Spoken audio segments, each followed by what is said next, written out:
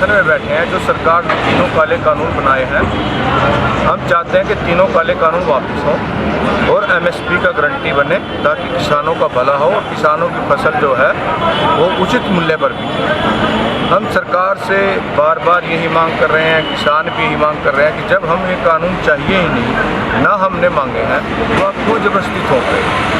लेकिन सरकार की समझ में नहीं आ रही क्योंकि सरकार दबाव में है, कॉर्पोरेट जगत के दबाव में है। कोरोना काल में आपने देखा कब आता है अध्यादेश, जब कोई इमरजेंसी हो। कोरोना काल में ये अध्यादेश लाकर इन कानूनों को थोपा गया है जो कि गलत है। अब भी देखिए आप, सरकार जो भी इन किसानों के समर्थन में बोलता है उसको दबाने की कोशिश करते हैं।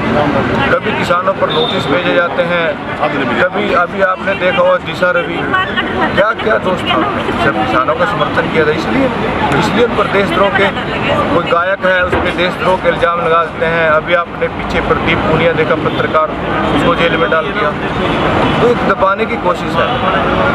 लोकतंत्र में दबाया नहीं जा सकता। लोकतंत्र में आप बात सुनिए, बात सुनकर उसका फैसला कीजिए। ये किसान मूर्ख तो है नहीं जो इतने किसान इतने दिनों से बैठे हैं। इनको समझ में आ गया कि इन कानून से उनका भला होने वाला नहीं है। अगर सरकार को कानून बनाने हैं इनको वापस ले और दोबारा विचार विमर्श करके बनाएं। किसान कब कहते हैं आप कानून मत बनाइए, लेकिन विचार विमर्श तो कीजिए आप। किसी भी संस्था से, किसी किसान से कोई विचार विमर्श नहीं किया गया और जबरदस्ती। तो हमारी तो यही मांग है इन पहले वाले कानूनों को वापस लें और किसानों को MSP का कानून पास करें। सही है ना, जहाँ BJP को बेनिफिट होता है वहाँ तो कोरोना होता नहीं है। जहाँ किसानों का आंदोलन है वो ऐसा, वहाँ सबके लिए कोरोना को डरा रहे हैं, किसानों को डराना चाहते हैं।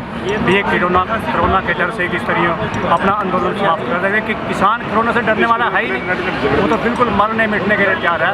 तब तक ये तीनों कानून वापस नहीं होंगे, MSP पर कानून नहीं बनेगा, किसान आंदोलन से पीछे बिल्कुल भी नहीं हटेगा। आंदोलन चलेगा, बिल्कुल लंबा चलेगा, इसमें कोई दोहराई नहीं। पहले भी आंदोलन चलते रहे, लंबे चलते रहे। गांधी जी ने भी बड़े लंबे आंदोलन किए। आंदोलन का नॉलेज तो इंडिया के लोगों को है ही है कि गांधी जो सबसे बड़े आंदोलन हुए इंडिया के अंदर ही हुए, और गांधी जी ने हमारे को सब आंदोलन चलाने की शिक्षा दी हुई है। और अब उसी के नियम पर शांतिप्रिय आंदोलन चलाएंगे। और तब तक हम एडवोकेट वकीलों के किसानों के समर्थन में अपने पूरा योगदान देते रहेंगे, तब तक ये कानून वापस नहीं होंगे। हमारे पूरे भारतवर्ष में सभी अधिवक्ता पूरा किसानों को समर्थन दे रहे हैं। ये किसी के दिए हुए कानून नहीं है, ये मोदी ने खुद अपने ज़बरदस्ती अडानी अंबानी के बहकावे में उनसे मिलकर उनसे बड़ी बड़ी मोटी रकमें वसूल कर ये सब किसानों को, मजदूरों को, गरीबों को बर्बाद करने के लिए जानबूझकर कानून बनाए गए हैं। जब मेरे को कुछ चाहिए नहीं, वो ज़बरदस्ती मेरे को बोलता है नहीं ये लो, अरे मेरे को चाहिए नहीं, तू ज़बरदस्ती क्यों दे रहा। आपने शायद जो हमारा एक कानून है उसमें लिखा है कि जो भी हमारी चीज़ें हैं ना वो पूरा समर्थन से लागू होती है, ना कि किसी एक के कहने से। इन्होंने किया क्या 2019 में जो आपदा आती है, आपदा के समय मोदी जी ने, आपको शायद पता नहीं होगा, कितना पैसा निकलवाया, उस पैसे का कैसे दुरुपयोग किया किसी को शायद नहीं पता होगा। 2019 की बात है, जब हमारे भारत देश में आपदा आ जाती है तो उसके लिए पूरा सहयोग सरकार द्वारा दिया जाता है। वो 2019 में इन्होंने सारा खाली 6 साल में पूरा रिकॉर्ड है भारत देश का, इन्होंने कितना पैसा बर्बाद किया मोदी ने। क्योंकि और दूसरी बात, मोदी बोलता है मैंने चाय बेचता था, चाय। मैंने कई बार ये भी पूछा है कि कोई भी ऐसा इंसान मेरे भारतवर्ष में, मेरे बुजुर्ग कोई ऐसा इंसान मेरे को मिले भाई मैं ताकि उसकी पूजा कर सकूं, भाई उसने किसान चाय पी है, अरे चाय के नाम पे पूरा देश बेच दिया। आया था क्या बोलता था कि भाई मैं देश नहीं बिकने दूंगा, ये बोला था। शायद मैं गलत हूँ, लेकिन मेरे को पूरा पता है कि भाई उसने ये बोला था भाई मैं देश नहीं बिकने दूंगा, उसने तो खुद ही देश बेच दिया। ये हमारे किसान जो मजदूर हर रोज यहाँ पे पूरे भारतवर्ष में आंदोलन कर रहे हैं, किसकी वजह से कर रहे हैं? वो सिर्फ एक आदमी की वजह से नहीं। मैं अभी भी मोदी जी से रिक्वेस्ट करना चाहता हूँ, मोदी जी समझ लो इलेक्शन में आते जाते हैं लेकिन इंसानियत नहीं, आपके तो इंसानियत ही नहीं। तो मेरी यही रिक्वेस्ट है भाई जो ये तीनों काले कानून हमारे ऊपर नजायज थोपे गए हैं इनको वापस ले, और जो MSP है उसका पूरा समर्थन करके उनको लागू करें, MSP दिया जाए। भूख हड़ताल पे बैठे हैं मेहमान, जी कब तक चलेगी? सर, ये तो 1 दिवसीय होती है, सुबह से शाम तक की भूख हड़ताल होती है, तो ये रेगुलर चलती है। जिस दिन से ये प्रोग्राम यहाँ पर शुरू हुआ है तभी से हर दिन बैठते हैं, और मैं भी तकरीबन 3-4 बार बैठ चुकी हूँ।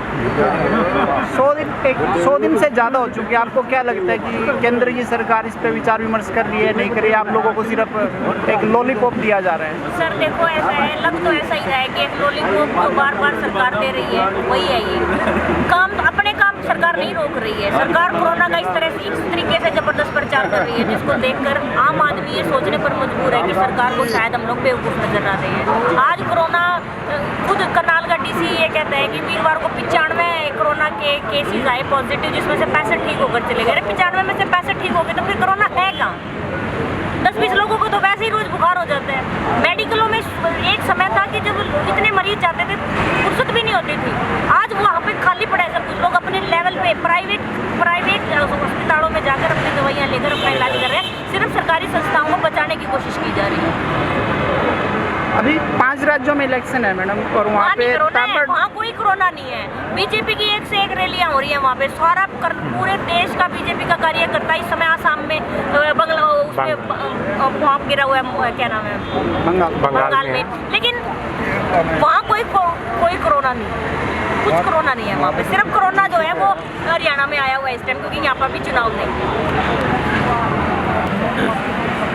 हिरक साहब, क्या कहना चाहेंगे? आज आप भूख हड़ताल पे बैठे हैं।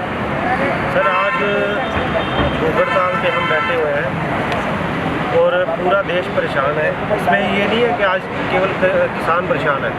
हमारा मजदूर वर्ग, हमारे टीचर, वकील साथी, जमींदार, किसान सभी परेशान है आज। सबसे बड़ी बात क्या है, इन्होंने एक एक करके सभी के सभी सरकारी जो हमारी संपत्ति थी वो इन्होंने बेच दी।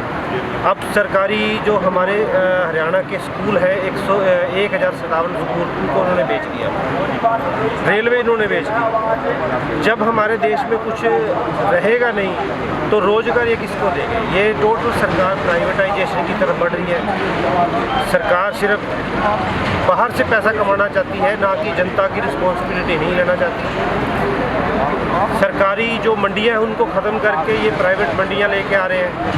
इनका अल्टीमेटली काम यही है कि सभी, आज देश में जो सबसे ऊपर हरियाणा और पंजाब का किसान था, जिसकी मंथली इनकम 8,500 के करीब है, लेकिन और आज बिहार में, मध्य प्रदेश में, यूपी में जो किसानों की आय है वो सिर्फ 3500 रुपये पर मंथ है।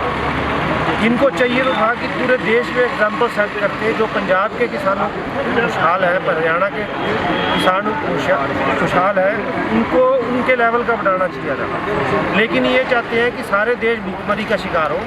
ये हरियाणा पंजाब एक ठीक ठाक स्टेट है, इनको भी हमारे जैसा बिहार जैसा हाल इनका कर दो, ताकि सारे भूखे मरे। और जैसे कुत्ते को जैसे रोटी डालते हैं तो वही काम ये करना चाह रही सरकार। भाई इनको पैसे दो मौके पे और वोट लो।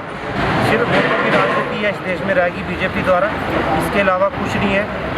तो हमें पूरे मजदूर वर्ग को, हर बिरादरी को, 36 बिरादरी को इस आंदोलन में साथ आना चाहिए, क्योंकि ये आंदोलन सिर्फ किसानों का नहीं है।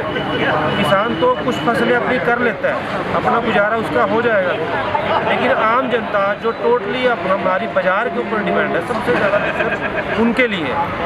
तो हम पूरे देश को आह्वान करेंगे, किसानों के साथ आओ, नहीं तो अगर बहुत देर हो जाएगी तो सब कुछ काम ख़त्म हो जाएगा, आप आंदोलन करने के भी लायक नहीं रहोगे, और सब कुछ जो हमारे मंडी सिस्टम है सारा क्लैप्स कर जाएगा।